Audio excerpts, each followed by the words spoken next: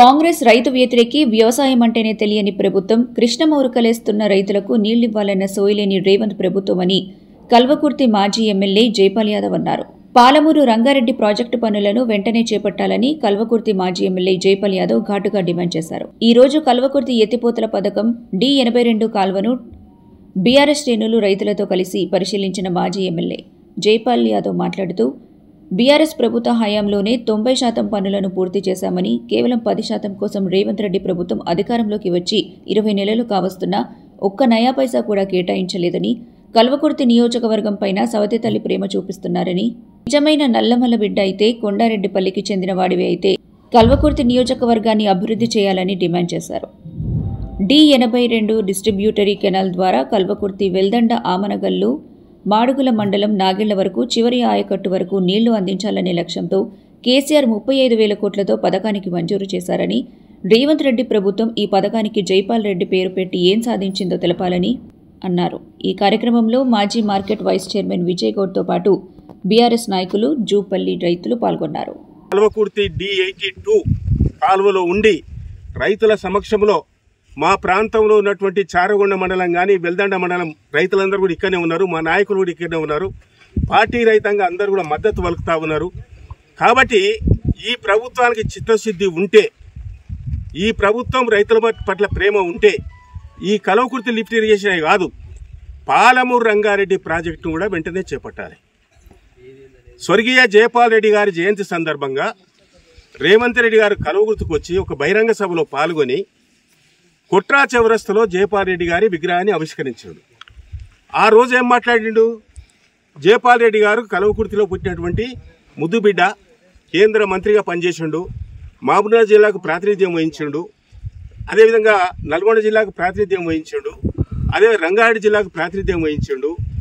ఆ జైపాల్ రెడ్డి గారు పేరు పెడుతున్నాము పాలమూరు రంగారెడ్డికి అని చెప్పిండు.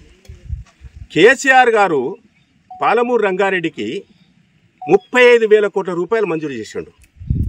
35,000 కోట్ల రూపాయలు 2018లో 17లో మంజూరు చేసిండు. ఇలా నార్లాపూర్ రిజర్వాయర్ కంప్లీట్ చేయడం జరిగింది, ఏదుల రిజర్వాయర్ కంప్లీట్ చేయడం జరిగింది, ఒట్టెం రిజర్వాయర్ కంప్లీట్ చేయడం జరిగింది, కరివేన రిజర్వాయర్ కంప్లీట్ చేయడం జరిగింది, ఉద్దండపూర్ రిజర్వాయర్ కంప్లీట్ చేయడం జరిగింది. ఈ విధంగా మొత్తం కూడా టన్నల్స్ మొత్తం కూడా, గుట్టలు మొత్తం కూడా టన్నల్స్ మొత్తం కూడా కొట్టడం జరిగింది. BHL నుంచి ఒక్కొక్క మోటార్ 30,000 హార్స్పవర్ మోటార్స్ మొత్తం కూడా బిగించడం జరిగింది. హెడ్ వర్క్స్ కంప్లీట్ చేయించడం జరిగింది. కేసీఆర్ ఉన్నప్పుడే నార్లాపూర్ దగ్గర మోటార్ కూడా ఆన్ చేయడం జరిగింది. మోటార్ కూడా ఆన్ చేసి కింది కూడా వాటర్ ఇవ్వడం జరిగింది. మరి జైపాల్ రెడ్డి గారు నీకు చుట్టం కావచ్చు, బంధువు కావచ్చు, ఆయన ఈ ప్రాంతంలో పుట్టినటువంటి బిడ్డ, కేంద్రంలో మంత్రి పదవి చేసిండు, మేమందరం కూడా గౌరవిస్తాం జైపాల్ రెడ్డి అంటే. కానీ తెలంగాణ రైతుల బాధలైంది అనే విషయంలో పూర్తిగా ఈ కాంగ్రెస్ నాయకులు, ఈ కాంగ్రెస్ ప్రభుత్వం, ఈ కాంగ్రెస్ ప్రజాప్రతినిధులు, ముఖ్యమంత్రితో పాటు ప్రభుత్వం మొత్తం కూడా ఘోరంగా విఫలం చెందిందనే విషయాన్ని ఈ సందర్భంగా తెలియజేస్తా ఉన్నాను. ఇప్పటికి 40 రోజులు అయింది. హరీష్ రావు గారు మొన్న బీఆర్ఎస్ భవన్లో ప్రెస్ మీట్ పెట్టి ఈ కాళేశ్వరం ప్రాజెక్టు, గోదావరి నదిపైన ఉన్నటువంటి కాళేశ్వరం ప్రాజెక్టు, కృష్ణానదిపైన ఉన్నటువంటి ఇలా మహబూబ్నగర్ జిల్లాలో ఉన్నటువంటి ప్రాజెక్టు,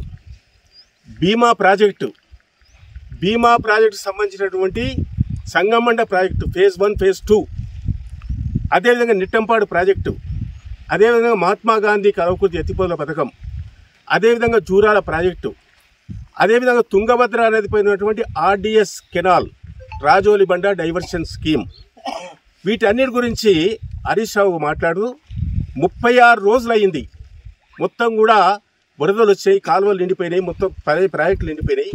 ఈ ప్రభుత్వం గుడ్డిగా కళ్ళు మూసుకొని నిద్రపోతుంది, రైతులకు నీరు వదలడం లేదు.